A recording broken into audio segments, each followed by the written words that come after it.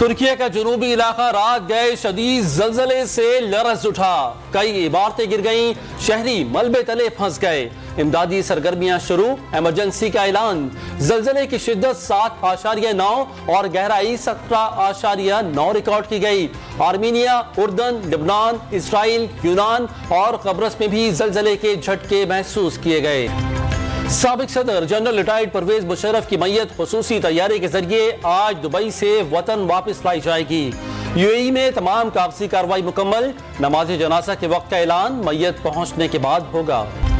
صدر مملکت ڈاکٹر عارف علوی، وزیر اعظم شہباز شریف اور سیاسی رہنماؤں کا سابق صدر جنرل ریٹائرڈ پرویز مشرف کی وفات پر اظہار افسوس، عسکری قیادت کا بھی اظہار تعزیت، مرحوم کی مغفرت اور درجات کی بلندی کے لیے دعا، اللہ لواحقین کو صبر جمیل عطا فرمائے۔ Chairman joint chief of staff committee اور سروسز چیفز کے بیانات۔ عمران خان جیل بھرو تحریک کی ابتدا اپنی گرفتاری دے کر کریں، لیگی رہنما مریم نواز کا مشورہ۔ پی ٹی آئی چیئرمین کو زمان پارک کے بنکر میں چھپنے اور گرفتاری سے بچنے کے لیے خواتین کارکنوں کو ڈھال بنانے کا طعنہ بھی دے دیا، حساب دینے کے ساتھ سزا بھگتنے کا بھی انتباہ۔ وفاقی وزیر رانا ثناء اللہ نے بھی سابق وزیر اعظم کو 25 مئی کا اسلام آباد احتجاج یاد دلا دیا، الیکشن جیت کر پنجاب میں حکومت بنانے کی پیش گوئی۔ شاہ محمود قریشی کا پیٹرول مزید 50 روپے لیٹر مہنگا ہونے کا دعویٰ، مریم نواز پر حقائق قوم سے چھپانے کا الزام لگا دیا۔ نون لیگی رہنما یہ کیوں نہیں بتا رہی بجلی اور گیس بھی مہنگی ہونے جا رہی ہے؟ پی ٹی آئی رہنما کا جوابی وار، عمران خان پر جتنے مرضی مقدمات بنائیں، نواز شریف کی طرح ان کے پلیٹلیٹس نہیں گریں گے۔ فواد چودھری کا جیل بھرو تحریک کے لیے جیلوں سے پہلی گرفتاری دینے کا اعلان۔ متنازع حلقہ بندیوں پر بلدیات کی الیکشن کے خلاف ایم کیو ایم کا اگلے اتوار کو دھرنے کا اعلان۔ بہادر آباد مرکز فوارہ چوک منتقل کر کے دھرنے کو کراچی کا ایوان بنا دیں گے۔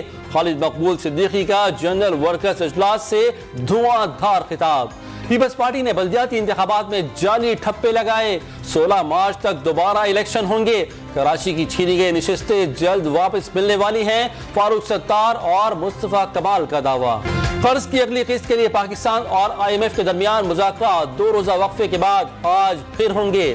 محصولات کے شارٹ فال اور اخراجات میں کمی کے لیے اقدامات کا جائزہ لیا جائے گا۔ عالمی مالیاتی ادارے نے جی ایس ٹی 17% سے بڑھا کر 18% کرنے، ترقیاتی اخراجات میں کمی اور سبسڈیز کے خاتمے کا مطالبہ کر رکھا ہے۔ وزارت خزانہ حکام نے 9 فروری تک معاملات طے پانے کا یقین ظاہر کر دیا۔ شہباز شریف کا یوم یکجہتی کشمیر پر آزاد کشمیر قانون ساز اسمبلی سے خطاب، کشمیر کے معاملے پر تمام جماعتوں اور قوم کو متحد قرار دے دیا۔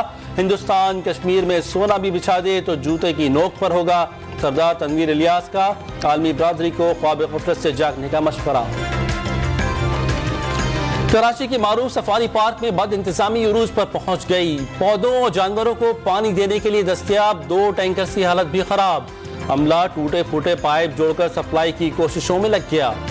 کراچی میں ڈان ایجوکیشن ایکسپو کا آخری روز، ملکی اور غیر ملکی یونیورسٹیز اور کالج میں اعلیٰ تعلیم کے حصول کے لیے معلومات کی آگاہی فراہم کی گئی، طلبہ اور والدین نے مفت کنسلٹنسی نعمت قرار دے دی۔